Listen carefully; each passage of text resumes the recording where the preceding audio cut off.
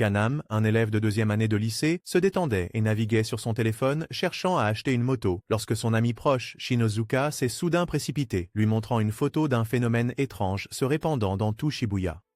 L'image montrait de nombreux trous en forme de carré ressemblant à des silhouettes humaines qui apparaissaient de plus en plus fréquemment dans les rues bondées. L'atmosphère dans la classe devint tendue lorsque leur camarade, Kyoda, fit irruption, demandant anxieusement si Hamada était présent ce jour-là. En apprenant que Hamada était absent, il montra une inquiétude évidente, tandis que Kaname se souvint soudainement avoir reçu un message de Hamada la veille au soir. Lorsqu'il a ouvert le message, il a découvert qu'il contenait un lien vers une application appelée Darwin's Game. Encore confus, Hamada est apparu pour le prévenir, essayant d'empêcher Kaname d'interagir avec le jeu. Mais Kaname a accidentellement touché l'écran. Immédiatement, une étrange créature semblable à un serpent est sortie du téléphone, a mordu Kaname au cou, le faisant se lever de panique avant de s'effondrer instantanément sur le sol de la classe. Lorsqu'il a repris conscience, Kaname a été invité par Kyoda à se rencontrer ce soir-là pour en savoir plus sur Darwin's Game. Encore sous le choc de ce qui s'était passé, il décida de prendre un jour de congé de l'école et rentra chez lui dans un état de confusion. En voyageant en train, l'application Darwin's Game afficha soudainement une invitation en duel. Avant qu'il ne puisse comprendre ce qui se passait, le système l'associa automatiquement à un joueur utilisant le surnom Panda. Étonnamment, la personne assise en face de lui dans le train était cet adversaire. L'homme a immédiatement sorti un couteau et attaqué, forçant Kaname à fuir, à quitter le train et à courir dans la rue bondée pour échapper. Bien qu'il ait trouvé un poste de police pour demander de l'aide, l'agent sur place a été tué par Panda sous ses yeux. Dans cette situation désespérée, Kyoda est apparu avec une arbalète pour sauver son ami.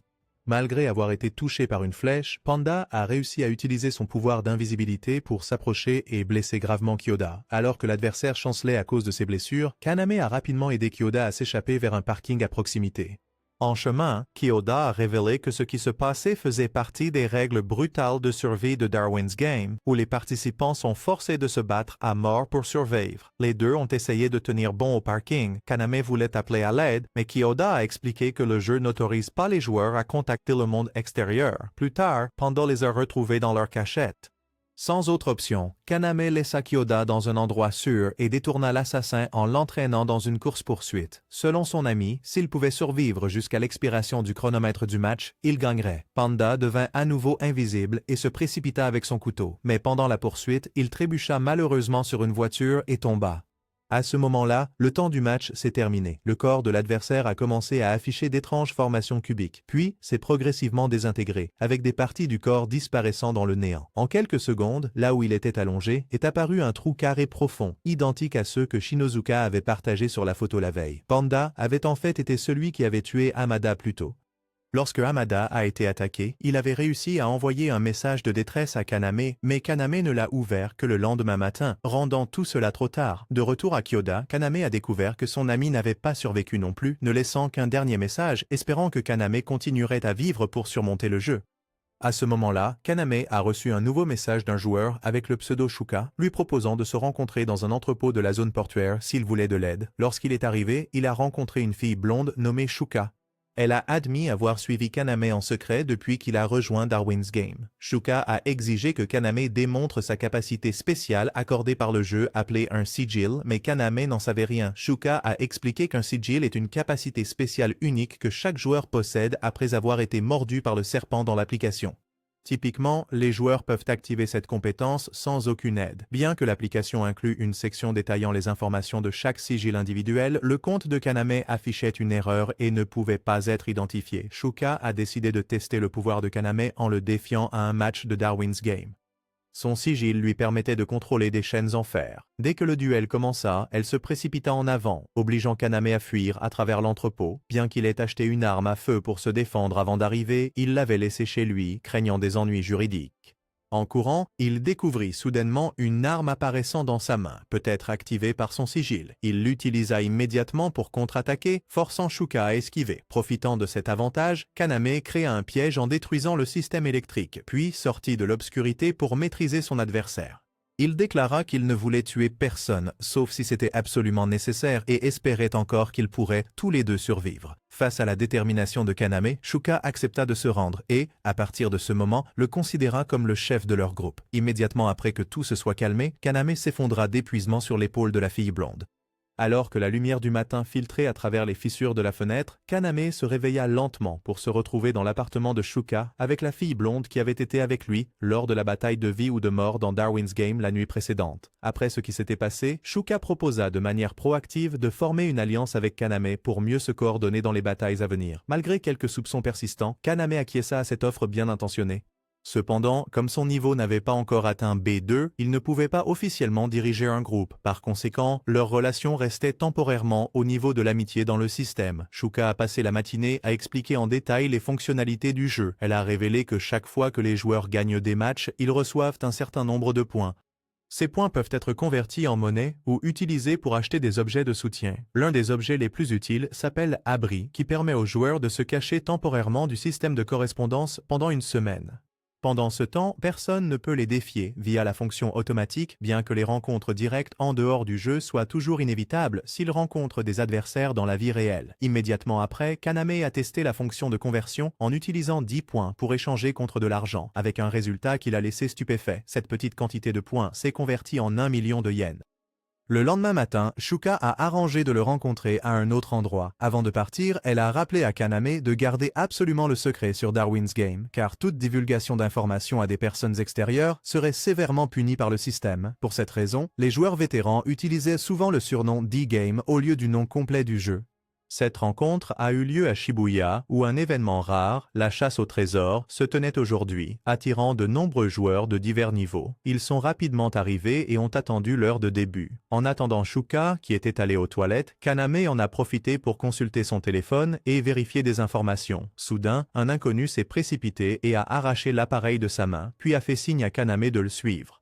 Sans autre choix, il suivit silencieusement l'étranger à travers la rue bondée, restant vigilant. Lorsqu'ils tournèrent dans une petite ruelle avec peu de passants, l'homme blond commença à faire des remarques sarcastiques, insinuant que Kaname avait été négligent en perdant son téléphone, l'objet le plus important pour quiconque participant à D-Game.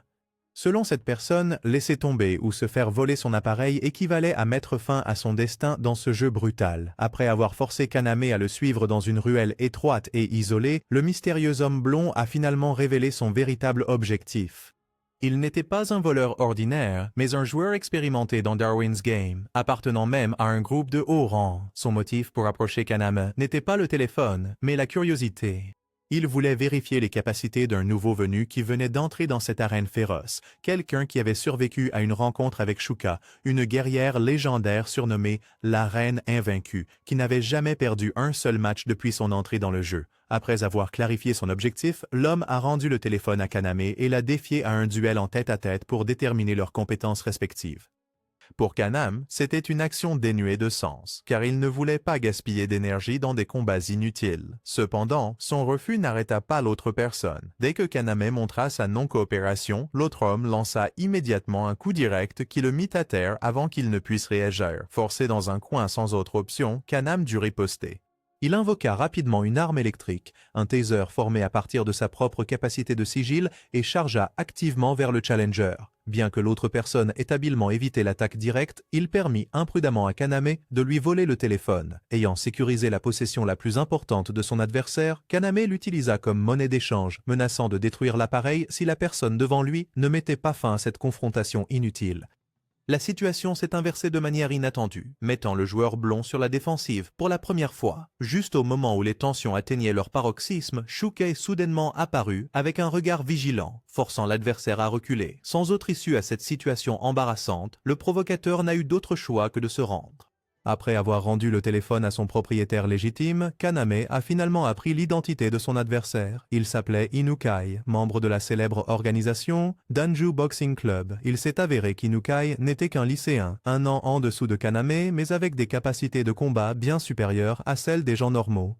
Au moment où les trois ne pouvaient pas encore se remettre de cet affrontement inattendu, le système de jeu de Darwin a soudainement lancé un événement majeur. Une notification est apparue, faisant briller les trois corps. Des cubes lumineux apparurent autour d'eux, et en un clin d'œil, chaque personne fut téléportée dans un endroit complètement inconnu. Lorsqu'il reprit conscience, Kaname se retrouva transporté dans une pièce mystérieuse où la chasse au trésor avait officiellement commencé. Tandis que Kaname était téléporté dans une pièce étrange, Shuka apparut au milieu d'une rue principale. Tout autour semblait normal à première vue, mais l'atmosphère est rapidement devenue inhabituelle. Les habitants locaux qui n'avaient aucun lien avec le jeu de Darwin ont soudainement perdu connaissance, leurs yeux vides comme sous un contrôle externe. Sans aucune incitation, ils se sont tous simultanément retournés et sont rentrés chez eux, agissant comme hypnotisés par une force invisible. À ce moment-là, le téléphone de Shuka vibra. L'icône familière du serpent apparut sur l'écran, émettant une voix froide et mécanique, commençant à annoncer les règles d'un tout nouvel événement, une variante spéciale appelée Royal Battle. Contrairement aux confrontations ordinaires, cette fois-ci le jeu présentait une mission plus difficile. Les 31 joueurs participant à l'événement ont été informés que la tâche principale était de collecter des colliers spéciaux dispersés dans toute la ville. Il y avait un total de 300 colliers, divisés en 7 types, correspondant à 7 niveaux de points différents. Plus ils étaient rares, plus la récompense était élevée. Les colliers n'étaient pas simplement des prix, mais déterminaient également la survie. Quiconque ne parvenait pas à en collecter au moins 3 en 24 heures serait immédiatement éliminé par le système. Les joueurs pouvaient utiliser les caméras de leur téléphone ou les cartes du système pour localiser les colliers dans la zone autorisée, mais ne pouvaient pas suivre les positions des autres adversaires. De plus, tous les déplacements étaient limités aux frontières des cartes du jeu. Ceux qui dépassaient la limite seraient traités sans avertissement. Dès qu'il utilisa la caméra pour scanner l'environnement de la pièce où il avait été téléporté, Kaname découvrit rapidement un objet caché sous le lit, un collier de rubis rare valant jusqu'à 500 points, soit l'équivalent de 50 millions de yens une fois converti. Bien que l'événement venait de commencer, il avait déjà un début chanceux. Cependant, cet avantage fut rapidement atténué lorsque Kaname réalisa qu'il n'était pas le seul dans le bâtiment. Chaque étage montrait des signes d'activité, des ombres mouvantes, le son de pas prudents et des portes s'ouvrant et se fermant discrètement. Sentant le danger qui rôdait, Kaname chercha immédiatement à quitter cet endroit dangereux. Il décida de ne pas utiliser l'ascenseur par crainte de quelqu'un en embuscade. Pour se préparer à des situations inattendues, il invoqua un pistolet grâce à son pouvoir de sigil, puis se déplaça rapidement par les escaliers de secours. Lorsqu'il atteignit le milieu des étages, il rencontra un autre joueur, le visage caché derrière un masque noir, tenant un fusil en position de tir. Sans avoir le temps de réagir, Kaname fut contraint de se retourner et de fuir. Cependant, toutes les voies de sortie étaient bloquées. Toutes les sorties de secours avaient été obstruées par d'étranges plantes poussant densément, barrant chaque pas comme si quelqu'un les avait délibérément créées. Poursuivi jusqu'à une impasse sans autre issue, Kaname jeta le précieux collier qu'il venait de trouver en guise de compromis, espérant sauver sa vie. Voyant cette action, l'adversaire montra du mépris et ne prit pas la peine de tirer avec son arme. Peut-être qu'aux yeux de l'autre, Kaname était un lâche qui ne valait pas la peine de gaspiller des munitions ou de l'énergie. Il se retourna et partit, laissant Kaname debout là, haletant dans le couloir sombre du jeu mortel qui venait d'entrer dans sa phase la plus brutale. Tout en continuant à chercher son chemin à travers le labyrinthe étroit du bâtiment, Kaname rencontra de manière inattendue une petite fille se tenant silencieusement dans le couloir désert. Bien qu'elle ne soit qu'au collège, Ren, cette jeune fille, était une joueuse vétéran avec des capacités supérieures d'analyse tactique et de collecte d'informations dans Darwin's Game. Parmi les joueurs, elle était considérée comme une base de données vivante, connaissant toujours les détails sur les capacités, les comportements et l'historique des combats de la plupart des adversaires participants. Étonnamment, même Kaname, bien qu'il ait rejoint le jeu récemment, figurait déjà dans le fichier de données que Ren gérait. La situation devenait maintenant extrêmement tendue. La sortie de secours principale était bloquée par des plantes mutantes qui poussaient densément, obligeant Kaname à envisager d'utiliser l'ascenseur en dernier recours. Alors qu'il s'approchait de l'ascenseur, une scène horrifiante apparut soudainement. Le cadavre du joueur armé d'un fusil qu'il avait chassé plus tôt gisait immobile à l'intérieur de l'ascenseur, étroitement enveloppé par des lianes comme un corps sans âme. Étrangement, le corps mort n'avait pas disparu comme d'habitude après la mort d'un joueur. Cela fit sentir à Kaname que quelque chose d'extrêmement anormal se passait en coulisses de cet événement.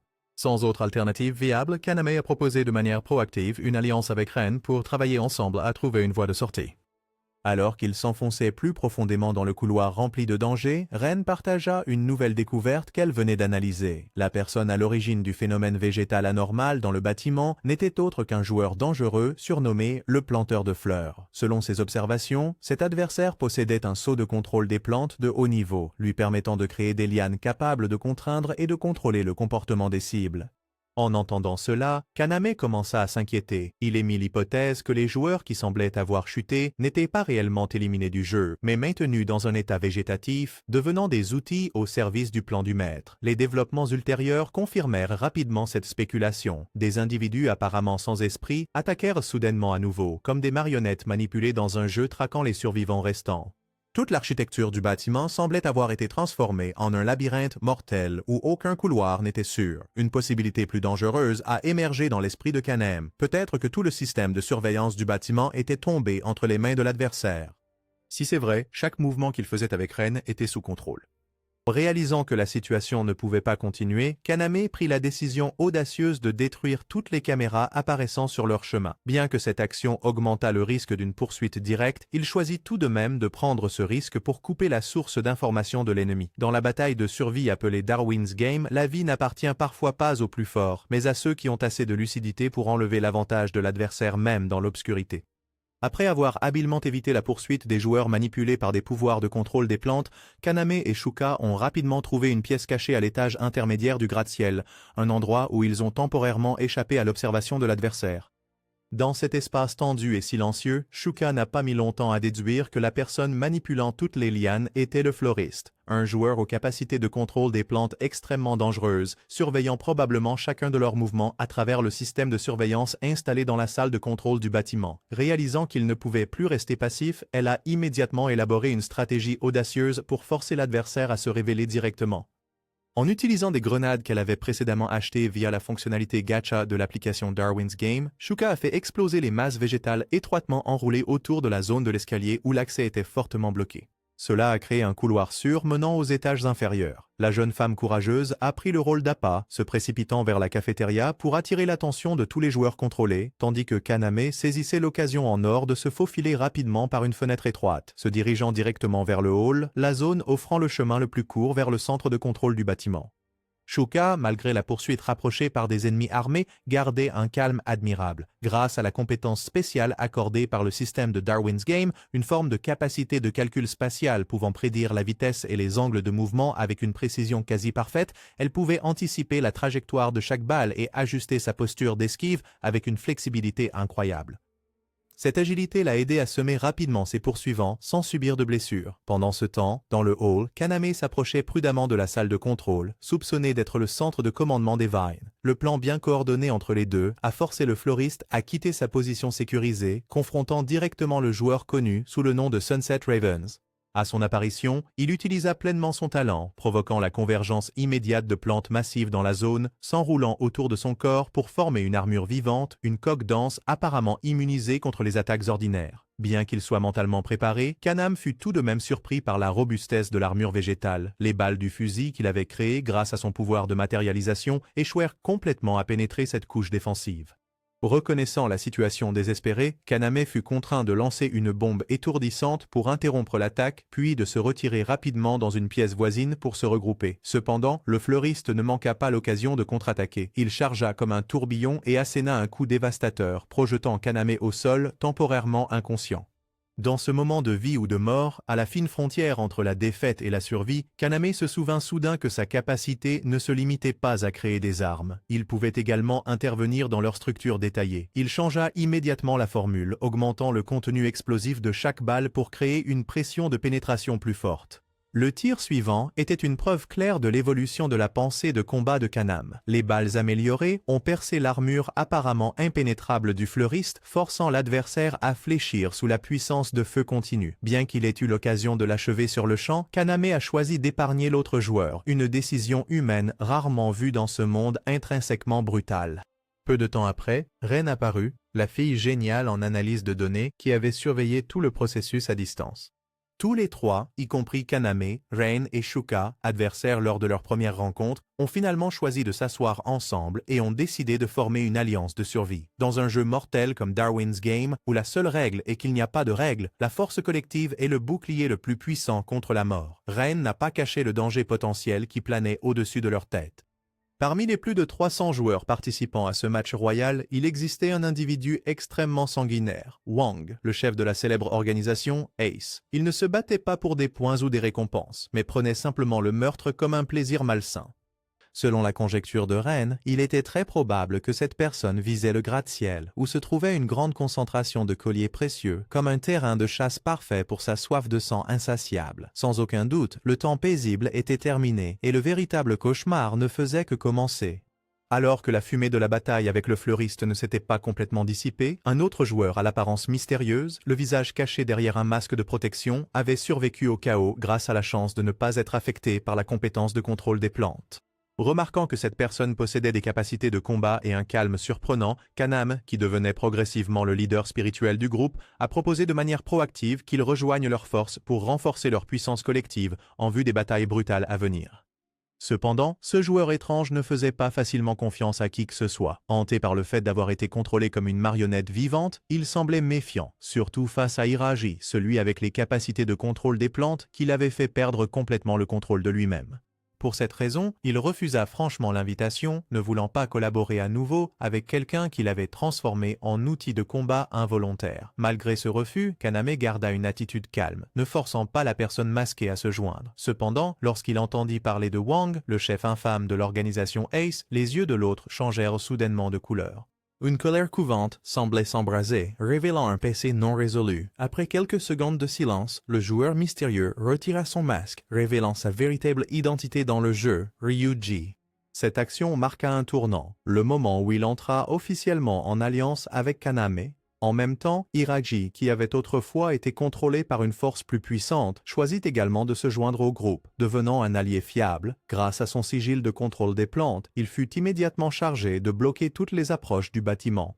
Des vignes et des racines se répandirent comme une toile d'araignée, transformant la zone en une base fortifiée, se préparant à la grande confrontation à venir. L'alliance de 4 personnes, Kaname, Ryuji, Iragi, Shuka, commença à former un accès défensif confrontant directement l'organisation Ace. Cependant, avant que la situation ne puisse se stabiliser, un autre développement se produisit. Kaname reçut soudainement un signal de détresse de Shuka. Cela l'a étonnée, puisqu'elle était une guerrière de classe A, réputée invincible. Être poussé dans une position aussi vulnérable signalait une menace terrifiante rôdant à proximité. Dans la zone souterraine à l'est, Shuka était tombé dans un piège tendu par un jeune joueur. Il possédait un sigil qui contrôlait l'eau et la glace avec une grande précision, presque à la perfection. Profitant du terrain étroit dans le tunnel, l'adversaire créa d'épaisses parois de glace derrière Shuka, bloquant complètement sa route d'évasion. Ces flèches en métal ne pouvaient pas pénétrer la barrière de glace, la forçant dans une impasse. La situation devint encore plus grave lorsque l'eau commença à inonder l'espace scellé. L'oxygène s'épuisait, chaque mouvement devenait difficile et le temps de survie s'amenuisait. Face à ce danger, Kaname devait une fois de plus intervenir, prenant la responsabilité de sauver son coéquipier au milieu des dangers qui les entouraient dans Darwin's Game, où une seule erreur pouvait mener à une fin définitive. Après avoir reçu le signal de détresse de Shuka, sa proche compagne qui avait combattu à ses côtés dans de nombreuses batailles de vie ou de mort, Kaname n'a pas hésité à prendre une décision immédiate. Reconnaissant la situation urgente, il a choisi de partir pour sauver la fille, emmenant Ryuji comme soutien. Pendant ce temps, Rain et Iragi resteraient temporairement dans le gratte-ciel, poursuivant la mission de protection du bastion principal, se préparant à la possibilité que l'organisation Ace de Wang lance une attaque soudaine à tout moment. En route vers la zone où Shuka avait envoyé son signal, Kaname profita de l'occasion pour expliquer à Ryuji les caractéristiques du sigil personnel qu'il possédait.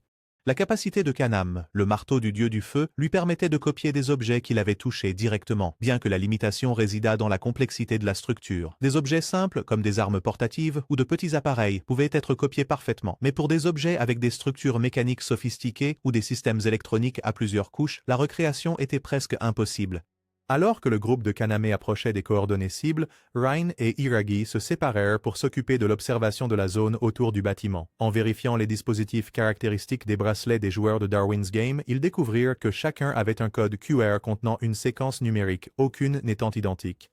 En remarquant cette anomalie, tous deux ont théorisé que les bracelets pourraient cacher un niveau de signification plus profond directement lié à la véritable nature du jeu, bien au-delà du rôle habituel d'identification ou de limitation de temps.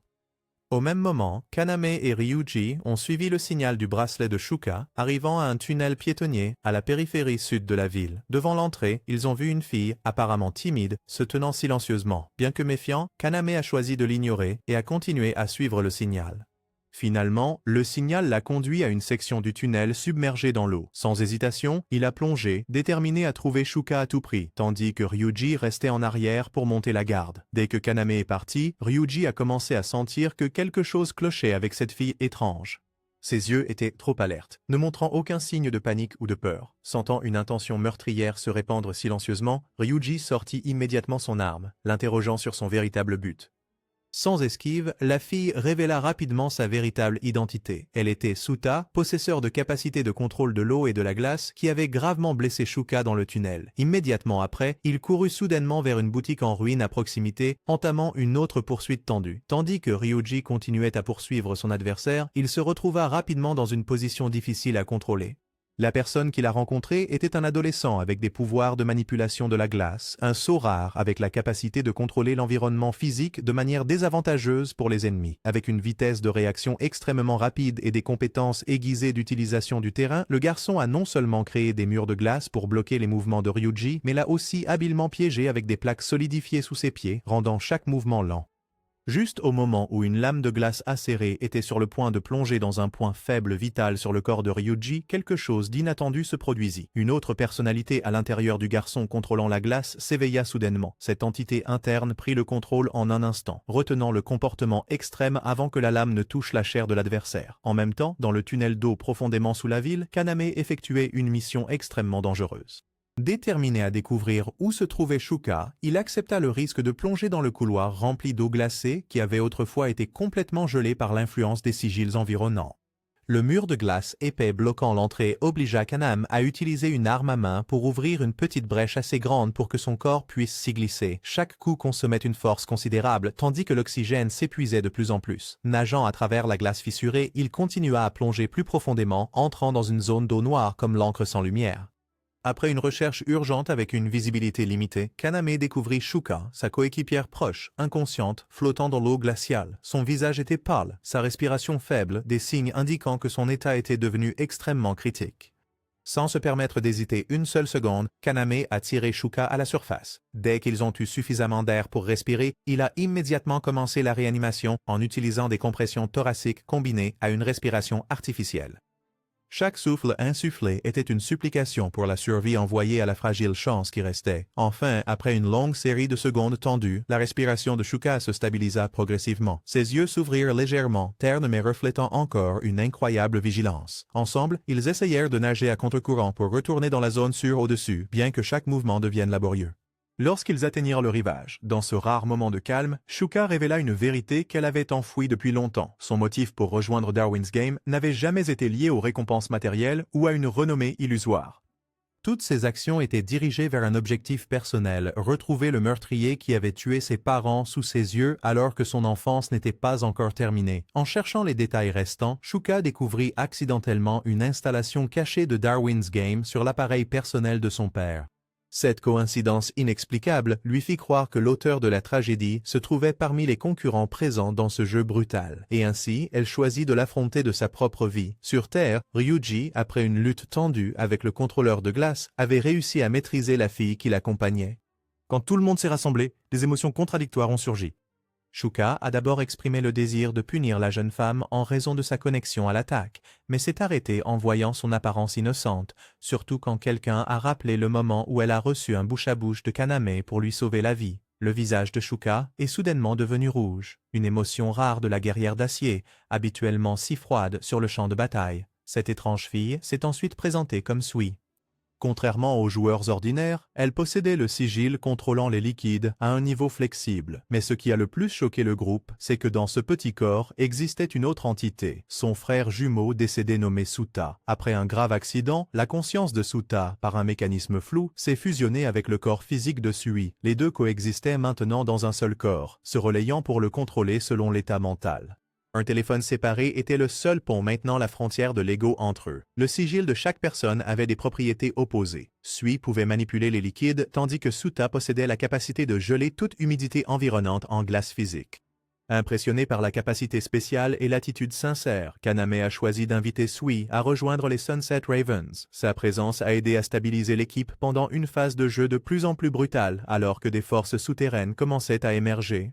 Peu de temps après, Rain a envoyé un message différent. Le contenu ne tournait pas autour des récompenses ou des scores, mais visait quelque chose de plus profond, l'accès au système racine ou à l'opération secrète de l'ensemble du Darwin's Game.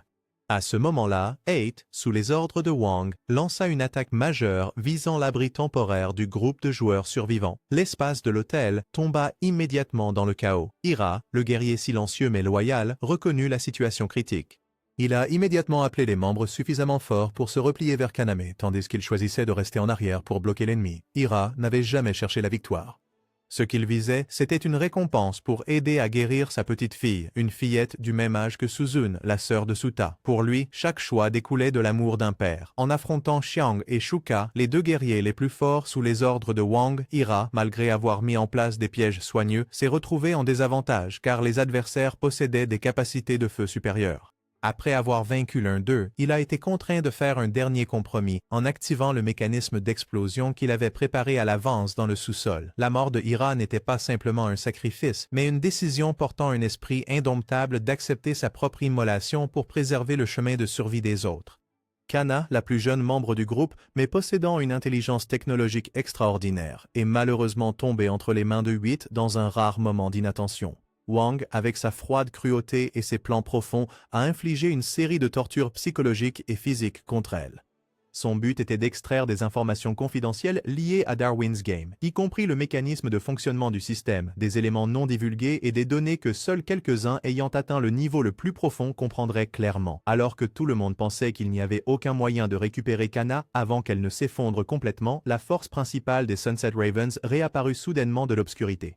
Avec un plan méticuleusement calculé dans les moindres détails, ils ont utilisé des émetteurs d'étourdissement à courte portée pour créer un effet d'étourdissement temporaire, ouvrant la voie à une attaque surprise. À ce moment décisif, ils ont rapidement éliminé le tireur escortant Kana. Elle a été sauvée de justesse lorsque la frontière entre la vie et la mort ne semblait être qu'à un souffle fragile. Immédiatement après, Cohn a personnellement escorté Kana jusqu'à un abri sûr où elle pouvait continuer la mission cruciale de décoder complètement le système d'exploitation de Darwin's Game, la cause de tant de tragédies. Sur la ligne de front, Shuka et Rain ont décidé de rester en arrière pour arrêter l'unité 8 en progression.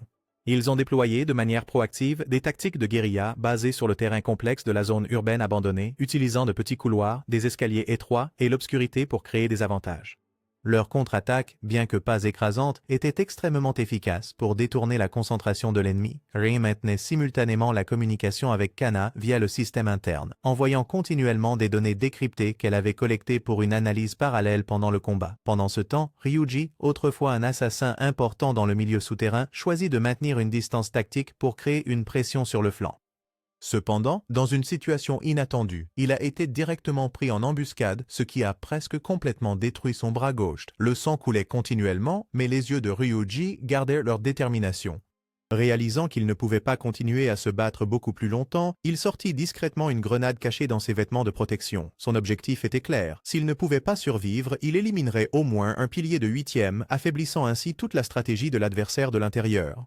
Au même moment, Kana, après avoir temporairement stabilisé son état mental, continua de s'immerger dans le code de cryptage complexe qu'elle avait trouvé dans les bracelets Darwin collectés tout au long de leur voyage. Au début, les chiffres et les symboles semblaient déconnectés, comme aléatoires, sans suivre une logique fixe. Cependant, plus elle analysait en profondeur, plus Kana découvrait d'étranges connexions entre eux, un motif secret émergeant progressivement. Ces symboles n'étaient pas seulement des équipements numériques, mais aussi des coordonnées codées.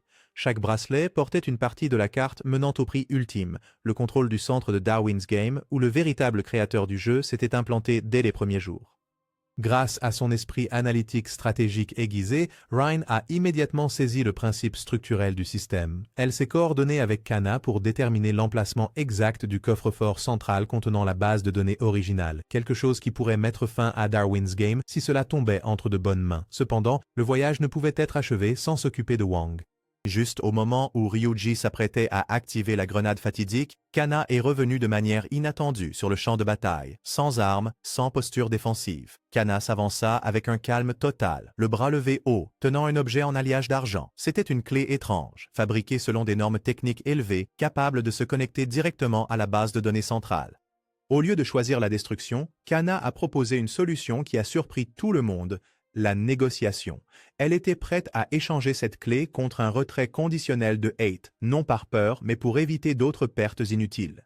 Cette action courageuse provenait d'une croyance en l'autodétermination, une décision découlant non pas de la force, mais d'une profonde humanité. La proposition a provoqué un cessez-le-feu momentané des deux côtés. La surprise s'est répandue sur le champ de bataille. En plaçant les vies humaines au centre, plutôt que les scores ou le pouvoir, Kana avait renversé de manière inattendue ce qui semblait être une situation inchangeable. D'une situation bloquée, l'espoir a été ravivé, et pour la première fois, le jeu de Darwin n'était pas seulement un lieu de carnage, mais contenait aussi une opportunité de choisir un chemin différent. Dans le moment extrêmement tendu d'une fausse négociation, Kaname, avec un calme incroyable et une capacité d'improvisation, a commencé à divulguer une série d'informations habilement arrangées concernant les symboles gravés sur le bracelet Darwin. Il a délibérément créé une histoire apparemment raisonnable pour convaincre Wang que la clé pour laquelle les deux parties se battaient menait en réalité au prix final. Le but de Kaname n'était pas simplement de tromper, mais de saisir l'opportunité de créer une voie d'évasion et de sauver ses coéquipiers du risque d'élimination totale. Pendant que l'échange se poursuivait, Wang n'était pas complètement convaincu. Le 8e chef gardait une attitude vigilante car à ses côtés se trouvait un membre spécial, Prior, qui possédait un sigil aidant à détecter les mensonges. Bien que clairement conscient que ce que Kaname disait était en partie fictif, Prior n'est pas intervenu immédiatement car il voulait voir le résultat final avant d'agir. Après réflexion, Wang a accepté la condition de remettre la clé avec une clause d'accompagnement garantissant seulement la vie de Kaname, tandis que Ryuji, bien que gravement blessé, serait toujours traité sur place pour s'assurer que personne ne puisse causer de surprise plus tard. À ce moment critique, Kaname a continué à jouer parfaitement le rôle de quelqu'un prêt à trahir ses coéquipiers en échange de sa vie. Il a déclaré avec audace qu'il se moquait du sort de Ryuji tant qu'il était en sécurité. Cependant, Ryuji, qui possédait un sceau permettant d'observer les émotions et les véritables nuances des autres, a facilement reconnu que ce n'était pas la vérité. Il a été profondément ému en comprenant que Kaname risquait tout, y compris sa réputation ou son honneur, juste pour gagner du temps tout en créant une opportunité de contre-attaque. Profitant du moment de surprise, Kaname lança la clé en l'air, ce qui poussa Wang à se précipiter instinctivement pour l'attraper. En même temps, il entra rapidement un code dans un casier de stockage placé à la zone de la porte de la station. Pas un détail mineur, mais le centre de tout le jeu. Les symboles sur les bracelets Darwin n'indiquaient pas le prix, mais fournissaient en réalité des coordonnées et des codes d'ouverture pour le casier, le stockage contenant le cœur de cet événement de chasse au trésor. Dès que le casier s'est ouvert, un mécanisme secret à l'intérieur a été immédiatement activé. Un puissant faisceau de lumière a éclaté, téléportant aléatoirement tous les joueurs restants sur la carte vers différentes zones de la ville, ne laissant que Kaname sur les lieux. Devant lui se trouvait maintenant une petite boîte en fer à l'intérieur du compartiment du casier. Lorsqu'il l'a ouverte, Kaname a découvert un téléphone qui sonnait, le seul objet à l'intérieur. Il prit le téléphone avec anxiété, et une voix à l'autre bout annonça qu'il était le dernier gagnant de l'événement spécial. Lorsqu'on lui permit de faire une seule demande en guise de récompense, Kaname n'hésita pas à exprimer son souhait de se retirer de Darwin's Game, un désir qui existait dans son cœur depuis longtemps. Cependant, la réponse de l'administrateur le laissa sans voix. Le système n'autorise pas à quitter le jeu une fois la participation acceptée. La victoire, bien que semblant complète, n'a pas ouvert la liberté comme Kaname l'avait espéré. Le jeu continuait avec des règles strictes qui ne changeaient jamais, et maintenant, il était entré plus profondément dans le vortex inéluctable appelé Darwin's Game. Après avoir révélé le véritable but de ce jeu de survie, la personne derrière tout le système a confirmé que si les joueurs voulaient échapper à la spirale mortelle, ils n'avaient que deux choix, soit obtenir une victoire absolue, c'est-à-dire compléter tous les défis que le système présentait pour que le jeu se termine automatiquement, ou choisir la voie plus risquée, trouver la cachette du cerveau, l'éliminer complètement, puis détruire tout le système central de Darwin's Game. Après avoir tout entendu, Kaname Sudu, après réflexion, a fait une demande de privilège spécial, et cette demande a été rapidement approuvée par les opérateurs du système de l'autre côté. Dans un autre développement, la jeune fille de Iraga, qui avait sacrifié sa vie lors de la confrontation précédente, a finalement reçu une compensation de la compagnie d'assurance. Néanmoins, les yeux de la petite fille étaient encore remplis de doutes, comme si ce cœur tendre ne pouvait toujours pas accepter la douloureuse vérité du départ soudain de son père. Au même moment, Ryuji Misaka, le jeune homme portant un lourd passé, a été aidé par une mystérieuse fille blonde qui a utilisé ses chaînes de dragon pour recréer son bras après qu'il ait été gravement endommagé au combat. La fille nommée Kei était connue comme l'un des membres clés du club d'arts martiaux Sunset Ravens, un groupe similaire à une guilde dans le monde de Darwin's Game, dirigé par un combattant étranger nommé Danju. Cette personne est devenue célèbre après être devenu le dernier survivant du jeu de chasse au trésor qui a eu lieu précédemment. Après avoir obtenu une victoire absolue, Danju a utilisé ses droits spéciaux pour créer une arène privée où les joueurs pouvaient se défier pour collecter des points dans un environnement contrôlé par lui. Cet espace est devenu une destination familière pour les joueurs désireux de s'entraîner et d'établir leur position dans le monde chaotique de Darwin.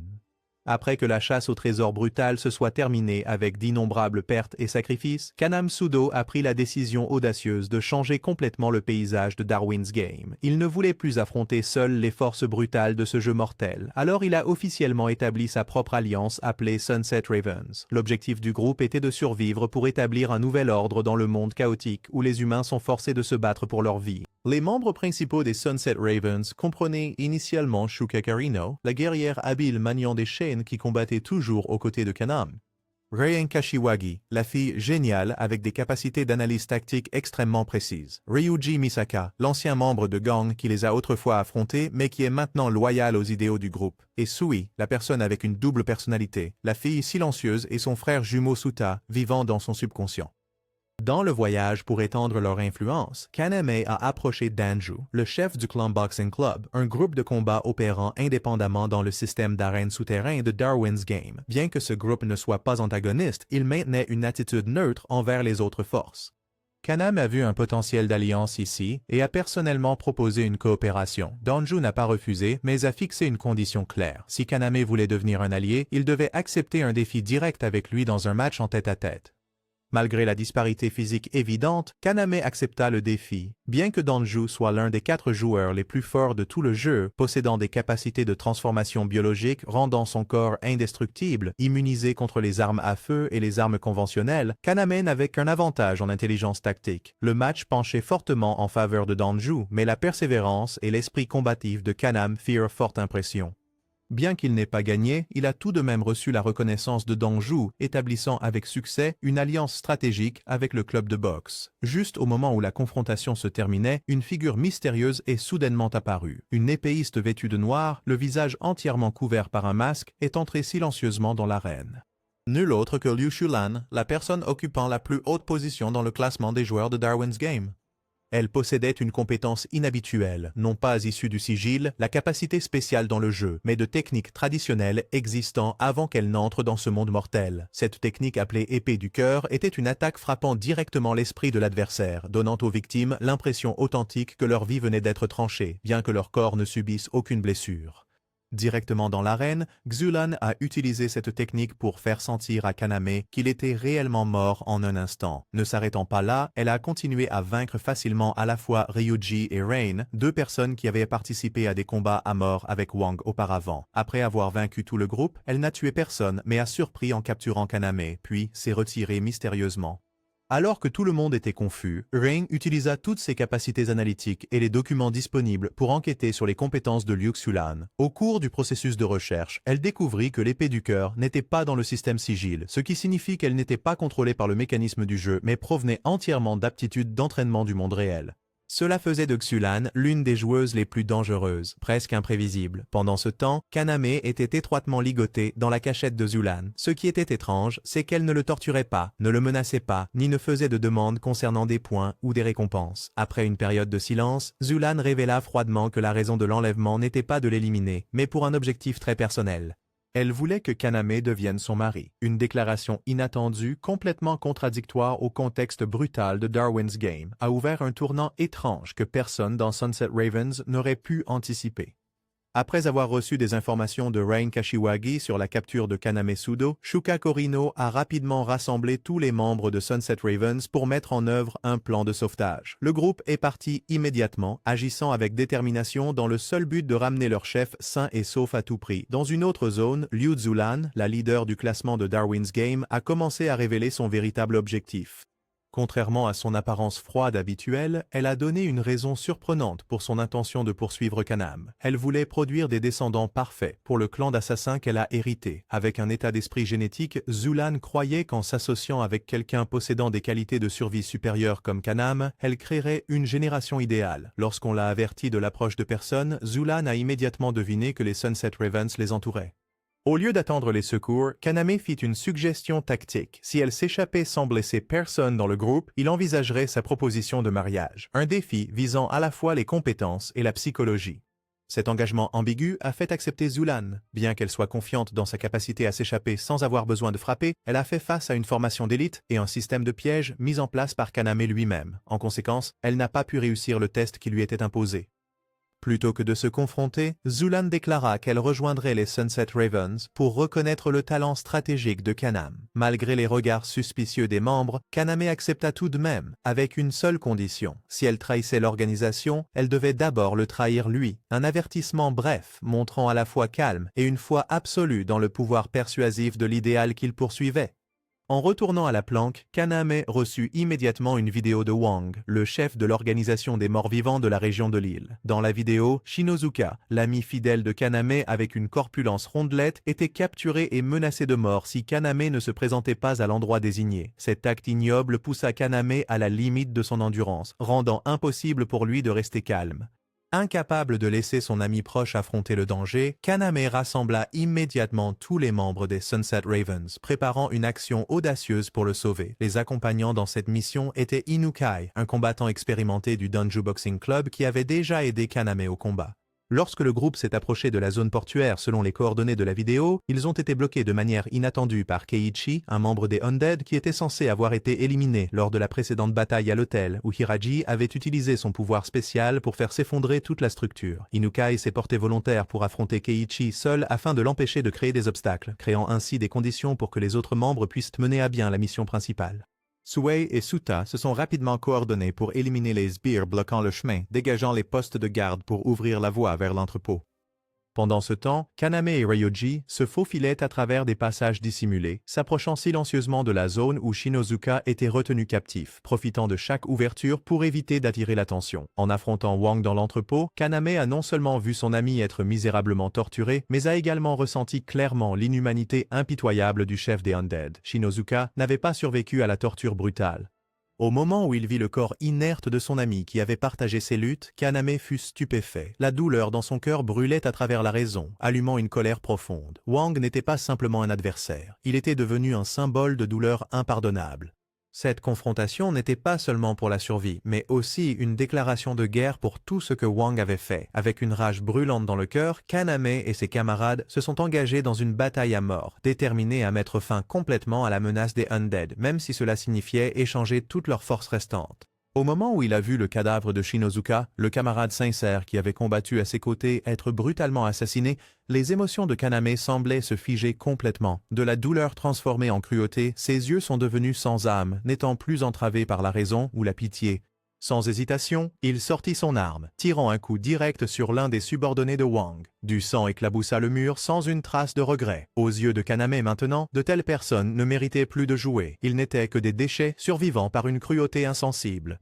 Auparavant, Kaname croyait que la plupart des participants de Darwin's Game étaient des gens normaux, forcés de s'adapter à un monde fou. Ils devenaient brutaux par instinct de survie, non par nature. Cependant, avec Undead, l'organisation dirigée par Wang, il réalisa que la frontière entre le jeu virtuel et la réalité avait été complètement brouillée. Ils agissaient comme des bêtes sauvages, à la fois dans le jeu et dans la vie réelle, ce qui signifiait qu'ils avaient volontairement choisi d'être sanguinaires. Cela poussa Kaname à prendre une décision décisive, initiant une bataille de clans avec Undead, déclarant qu'il éradiquerait complètement cette organisation sans pitié. En réponse à la déclaration de guerre, Wang rugit de colère, appelant ses subordonnés à charger et à tuer Kaname. Cependant, ces hommes furent éliminés par la puissance de feu écrasante de Kaname avant de pouvoir s'approcher. Personne ne pouvait résister à la cruauté précise du chef des Sunset Ravens. Ce n'était pas seulement un combat, c'était une exécution. De l'autre côté de la ligne de bataille, Wang, furieux à l'extrême, poursuivit personnellement Shuka après l'avoir vu. Avec la haine accumulée de sa défaite lors de la chasse au trésor précédente, il croyait pouvoir maintenant écraser personnellement celle qu'il avait humiliée. Il la poursuivit dans un grand entrepôt où l'atmosphère lugubre créait un sentiment de malaise écrasant. Confiant en sa force, Wang fonça droit sur Shuka sans la moindre suspicion. Cependant, en un instant, il se figea alors qu'une de ses jambes était sectionnée de son corps, le sang éclaboussant, le faisant s'effondrer sur le sol froid. Stupéfait de ne pas comprendre ce qui se passait, il essaya encore de se relever et de charger à nouveau, mais le cauchemar n'était pas terminé. Une autre entaille invisible fit tomber son bras droit, la blessure aussi nette que si elle avait été coupée par une lame invisible. Se tordant de douleur, Wang cria de désespoir, maudissant Shuka sans cesse. Dans sa rage, une goutte de sang de son front tomba sur le sol. À ce moment-là, il réalisa la terrifiante vérité. La lumière se reflétait sur d'innombrables fils extrêmement fins répartis dans tout l'espace de l'entrepôt. Ces phares étaient presque invisibles à l'œil nu, mais suffisamment tranchants pour couper facilement un corps humain avec un simple mouvement. Shuka, avec une compétence supérieure et une préparation parfaite, avait transformé toute cette pièce en un piège mortel. Pour elle, une guerrière invincible au corps à corps, ce n'était pas seulement une victoire de force, mais aussi une déclaration froide envoyée à ceux qui l'avaient sous-estimée. Dans cette bataille, elle ne perdrait pas. À ce moment crucial de vie ou de mort, Shuka a finalement révélé le secret de sa capacité spéciale. Non seulement elle contrôlait le fil d'acier comme une arme conventionnelle, mais Shuka pouvait aussi faire vibrer ses fils à des fréquences ultrasoniques extrêmement élevées. À cause de cela, bien que fin et presque invisible, un seul fil suffisait à couper facilement la peau, les muscles ou même les os de quiconque. Ce n'était pas seulement un combat par instinct, mais nécessitait une combinaison parfaite d'intelligence tactique avec des compétences létales absolument précises. Réalisant la vérité trop tard, Wang fut immédiatement submergé par une peur extrême. Son esprit autrefois arrogant commença à s'effondrer. Dans un état de désespoir, il concentra toute sa force restante pour essayer de ramper hors de cet espace de mort. Le sang coulait continuellement, son corps hors de contrôle, mais la volonté de survivre le poussait à ramper vers la porte de l'entrepôt, avec le faible espoir de trouver un moyen de survivre. Cependant, à peine avait-il réussi à sortir que l'espoir s'évanouit lorsque Kaname et Ryuji, qui avaient autrefois été un membre haut placé d'un gang, l'attendaient là depuis longtemps. Il n'y avait pas d'échappatoire. Sans issue, Wang s'agenouilla en suppliant, offrant tous ses 1800 points d'île en échange de sa vie. Cependant, Kaname refusa froidement. Il révéla qu'il avait utilisé le privilège de victoire après l'événement de chasse au trésor, permettant des paris de points illimités dans les batailles entre clans. Kaname paria plus de 8000 points, dépassant de loin tout adversaire. En conséquence, rien qu'en gagnant, tout le clan des immortels de Wang serait définitivement effacé du système, sans aucune chance de réapparaître. Malgré ses tentatives de justification, Wang ne pouvait pas s'échapper. Kaname mit fin à tout avec un tir décisif, punition pour celui qui avait causé la mort de Shuka. Au même moment, à un autre endroit, Inukai du clan Denjo se battait férocement avec Kaed, un dangereux vestige des Undead. Le combat poussait les deux à leurs limites, mais dès que Wang fut éliminé, le système déclara la défaite complète des Undead. Inukai n'avait plus besoin de continuer à se battre. Le combat se termina officiellement. Malgré la victoire retentissante, Kaname ne pouvait cacher sa perte. La mort de Shinizuka, qui avait combattu à ses côtés, laissait un vide difficile à combler. Pour Kaname, Darwin's Game n'était pas seulement une bataille de survie, mais une machine cruelle, écrasant à la fois l'humanité et la vie. Devant tous les Sunset Ravens, Kaname déclara résolument le chemin à suivre. Leur objectif n'était plus d'exister ou de collecter des points. Ils allaient y mettre fin.